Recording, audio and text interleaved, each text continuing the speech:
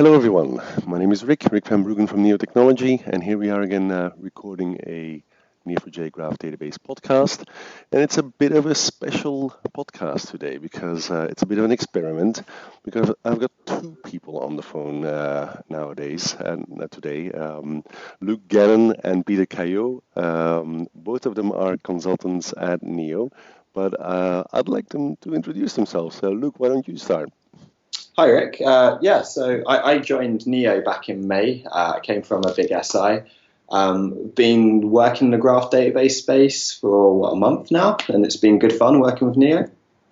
Super. Wow. Okay. So you've been using it for how long now, Luke? So I've been playing around with Neo for about just over a year and a half. I came across it when I was back in the dark days of using MongoDB. I was looking at other solutions and came across Neo, and it's safe to say I've never looked back. Oh wow. Okay, cool. And then the other person on this Skype call is Pieter Cailliau. And I'm sure I'm mispronouncing his name again. And some of you may know Pieter because he did a presentation at Graph Connect San Francisco last October. Hi, Pieter. So hi, Rick. Hi, Luke. I joined Neo 2 months ago in April.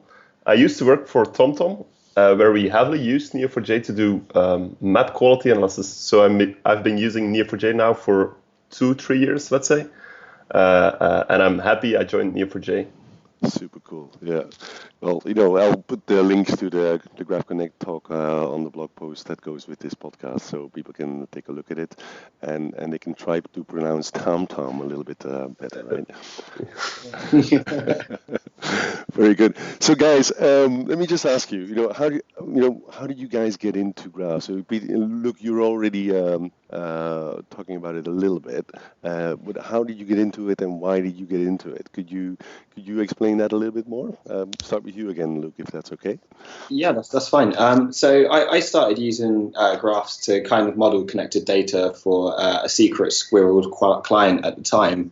They had lots of data that needed to be connected and to traverse data pretty quick and to be able to apply quite complex queries over billions of nodes effectively. And that's how I kind of got to working with Neo, learning more about the product, seeing the wonders that Cypher can do. I don't really know what else to say. So were you trying to solve a particular problem is what I'm hearing. It was a particular problem that you needed to solve, and then you started looking for it and found Neo? Is that good? Yeah. The problem actually arose from when trying to load a relational database and try and keep it like a graph store. It doesn't work. We know this. If you're constantly doing hash like sets across massive tables of billions of entries, you kind of you're going to hit some limitations instantly.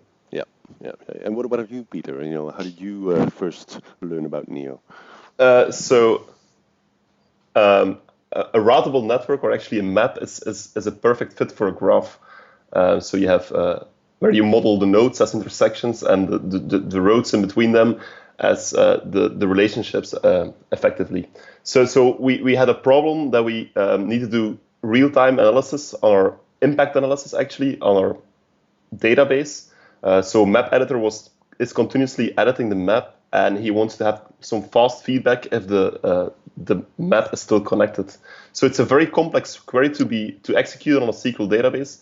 So we had the idea to transform our data into a graph, and that was very effective to solve the problem in a graph way.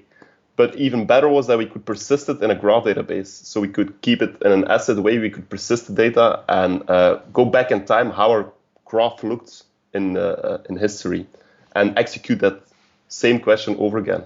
So that means no more conversions from some kind of tabular format into graph and back and all of that kind of stuff. Is that we advantages? TomTom actually keeps them in sync, so there are different representations of the data. But it's a perfect fit to do the complex queries they need to do. Okay, yeah, understand. Cool. So I wanted to ask you guys something, because you guys have been with Neo now for about 2-3 months, and that's actually something I really wanted to dig into a little bit. What's it like to work in this industry? You're both young guys, and you're coming from different backgrounds. Well, what's your experience been like, working for Neo, working in this domain for the past couple of months? And I'll go back to Peter for now. Ah. Changing the order. I thought I would get some time to think about this question. No, not this time. No. So what I really like about it is that we see so many cool companies out there, the really hot and cool ones, that would like to use our product for all different kinds of use cases. Some of them are banks, others are journals, like papers that want to make recommendations to their readers, all kind of different use cases. And it's very intriguing me. It really gets my attention over and over again. Yeah, it's very, very diverse, right? I mean, it's very diverse and anywhere. And all hot topics, right? They're all cool stuff to work on. Yeah. I agree with Peter. Peter's got it the nail on the head there. When you see some of our people that are coming to us and wanting to find out more about Neo, that they could be anywhere within their life cycle, from inception, an idea, to trying to solve a problem, and learning more about those domains. Actually, what keeps us quite interested, and how to apply it within a graph is even more spectacular. Super cool. Yep. So I'll ask one more question. Actually, two questions in one question. What's your favorite or your least favorite feature of Neo4j right now? What do you like best, and what do you think needs most work right now? Peter, tell me. Surprise questions. I like those. Hey, Peter, you know what you do want to get sorted soon? The indexes, that problem. Yeah, indeed. That's just an issue we had. So we have schema indexes. Yep. And if you make a schema index on a property which is an array, you can't do an individual item lookup. So, for example, if you have middle names, Rick, Chris, and Peter, as an array property, and you would like to find all persons that have a middle name Rick, the index doesn't leverage the separate items. It only uses the exact array. So that's a feature I would like to see soon, because I think it's very powerful. Next to, of course, to much more stringish-like or regular expression-like queries. Mm-hmm. Well, indexes. It's amazing how you delve into something really nitty-bitty gritty and detailed like that. That was the topic we were discussing actually right before this call. We have to put a disclaimer out. You can do it using the legacy indexes. Yes, you can actually do it.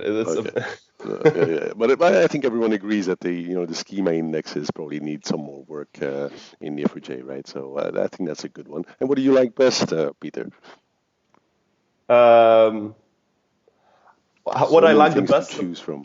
I actually got it, and I've got it. It's not nitty-gritty detail. What I like about Neo4j is the way how it brings your code to your data.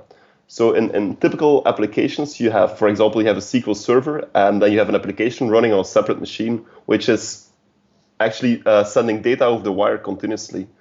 By the fact that we have a Cypher language, which is very declarative and very smart, but also other APIs we have, you can actually execute your questions close to your data, actually where the data is. For example, in Cypher, we have a shortest path as an example, where you can traverse the data directly where the data is. And that's, I think, one of the most wonderful features we have in Neo4j. Super cool. I think it's very much related to the the modeling power of the graph, right? That you don't have all these transformations that are going on anymore. It's just you model reality as it is almost. Okay, Luke, what about you? Pick a most wonderful and least wonderful feature. So what I love is the traceability and of Cypher effectively. When you're kind of building a query, I don't know if you guys remember from back in the SQL days of trying to work out where one calculation's going wrong, or where you're trying to do your joins and things like that. Just looking how you can model with Cypher that query, it makes it so much easier to kind of work out where you're going wrong. I'm sure you kind of know this one, Rick, from seeing all your posts in the Cypher Genius bar. Yeah. Well, I like to get my hands dirty, and so sometimes they're covered with mud. Yeah. My least favorite thing. I want to see some more visualizations. That's what I want to see. Yeah. So more But yeah. more more interactive visual querying stuff like that. Is that Yeah, like we've got like Popato, which is one of the open source projects which people can use with Neo, yeah. and that kind of allows you to visually query the database and it builds your cipher for you. But I'd like to see that brought into the main stack, for instance, which would be awesome if users could literally drag their different node types onto the screen and say, build me my cipher, query my data. Yeah. It would be make time people go into production quicker, I think. We've had a bunch of other people on this podcast series, from Link Couriers, from Prologram, that I've been talking about visualization. It's such an interesting topic, and there's so much work to do there. It's a good one, yeah, absolutely.